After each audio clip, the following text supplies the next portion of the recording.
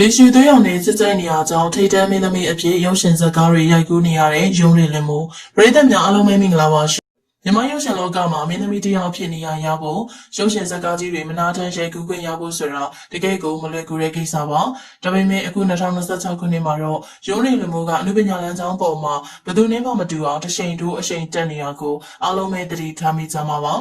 သူမကလက်တလုံးမှာပဲတနိုင်ငံလုံးကအားပေးရတဲ့အချစ်တော်မင်းသားပိုင်းတကွနဲ့အတူဇက်ကားကြီးတကားကိုရိုက်ကူးဖို့အတွက်ကြော်ပွဲပြီးအခမ်းအနားကိုခန်းခန်းနာနာနဲ့ကျင်းပခဲ့ပါတယ်။ဒီလိုအောင်မြင်မှုတွေဇက်ကားတရားရှိလာတဲ့နောက်ကွယ်မှာသူမရဲ့ချစ်သူနေရွှေသွေးအောင်ကိုဖိုးလာပြည့်ရဲ့အခမ်းကဏ္ဍကတကယ်ကိုအထူးကြနေလို့ဆိုပြီးလူပြောများနေပါတယ်။နေရွှေသွေးအောင်ဆိုတာနဲ့အားလုံးသိကြတဲ့အတိုင်းပဲတိုင်းပြည်ရဲ့အထင်ကြီးအမိသားစုကနေပုဂ္ဂိုလ်တဦးဖြစ်တယ်လို့စီးပွားရေးလောကမှာလည်းလူငယ်တယောက်အနေနဲ့ထိတ်တန်းကနေအောင်မြင်နေတဲ့သူတယောက်ပါသူအနေနဲ့အနုပညာအတန်းဝိုင်းနဲ့ယင်းနှီးကျွမ်းဝင်မှုရှိအောင်ဒီမကနာမည်အင်အားနဲ့အကုန်အရှိန်ဝါကလည်းကြီးမားပါတယ်ဒီလိုမျိုးဩဇာအနာရှိတဲ့သူတဦးကချစ်သူအဖြစ်ဘေးနားမှာရှိနေတာဟာရုံးနေလွန်မှုအတွက်တော့အနုပညာလမ်းကြောင်းမှာအခွင့်ထူးကလမ်းဆောင်တစ်ခုကိုဖန်တီးပေးလိုက်တယ်လို့ပါပဲဒါကလုပ်ငန်းရှင်တွေနဲ့ဒါရိုက်တာတွေအတွက်သူမကိုလက်တွဲခေါ်ဖို့ပို့ပြီးတော့ယုံကြည်မှုဖြစ်စေတဲ့အချက်တစ်ခုဖြစ်ပါတယ်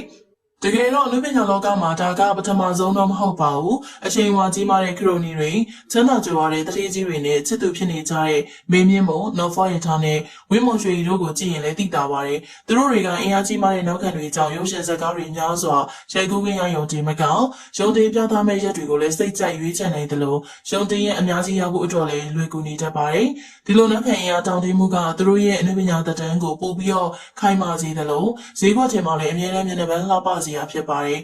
တပတ်မှကြည့်မယ်ဆိုရင်တော့အကယ်ဒမီများစွာပိုင်ဆိုင်ထားတဲ့ဖူးဝေးတို့လိုမင်းသမီးတွေကအနုပညာအရေးချင်းဘလောက်ပဲရှိနောက်ခံအင်အားမတောင်းတင်းတဲ့အခါမှာနေရာရဖို့ပို့ပြီးတော့ရုန်းကန်ရတယ်လို့ရုပ်ရှင်ရုံတင်ဖို့အတွက်လည်းနှစ်ပေါင်းများစွာစောင့်ဆိုင်နေရတာကြောင့်မျက်နှာငယ်ရတာမျိုးတွေရှိတတ်ပါတယ်အခုရုံးတွေလည်းမို့ကတော့နေရွှေသွေးရောင်နဲ့ချစ်ကြိုက်ပြီးနောက်ပိုင်းမှာအဲ့ဒီလိုအခက်အခဲတွေကိုကြော်လွှားပြီးတော့ထိတ်တန်းမင်းသမီးတွေကြားမှာအချိန်တိုတွင်းချေမိုးနိုင်တဲ့စိတ်ကိုရောက်ရှိလာပါတယ်ဒါကအနုပညာလောကရဲ့မှတ်များထားတဲ့အခြေအနေတစ်ခုလိုဝေဖန်တဲ့သူတွေရှိပေမဲ့လက်တွေ့ဘဝမှာတော့အရှင်ဝါကစကားပြောနေတာအမှန်ပါ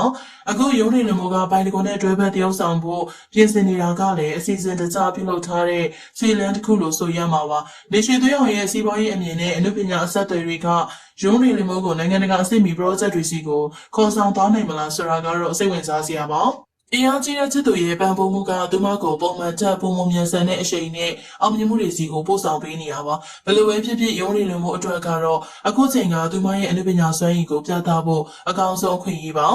နောက်ခံအင်အားကလမ်းစာဖောက်ပေးလိုက်ပေမဲ့ပရိသတ်ရဲ့ရင်ထဲမှာရာသက်ပံနေရာရဖို့ကတော့သူမရဲ့စူးစမ်းမှုပေါ်မှာမူတည်နေပါတယ်။ရိုးရီလီမိုရဲ့အောင်မြင်မှုဟာဩဇာနာရှိတဲ့ချစ်သူရှိရာကြောင်းဖြစ်ပြီးမင်းသမီးတယောက်အတွက်အောင်မြင်မှုလမ်းစာကိုဖြန့်လန်းကနေရောက်ရှိစေတာအမှန်ပါ။ကဲပရိသတ်ကြီးတို့ရောအင်အားကြီးမားတဲ့ချစ်သူရှိတာကမင်းသမီးတယောက်အတွက်အောင်မြင်မှုရဖို့တကယ်ပဲလိုအပ်တယ်လို့ထင်ပါသလား။ရိုးရီလီမိုနဲ့ပါနီကွန်တို့ရဲ့ဇက်ကားပေါ်မှာရောဘယ်လောက်ထိမျှော်လင့်ထားကြလဲ။မိမိတို့ရဲ့အမြင်လေးတွေကိုမှတ်ချက်မှာဝင်ရောက်ဆွေးနွေးပေးပါဦးနော်။ကြည့်ရှုပေးရတဲ့အတွက်တယောက်ချင်းစီတိုင်းကိုကျေးဇူးထူးပဲတင်ရှိပါရရှင်။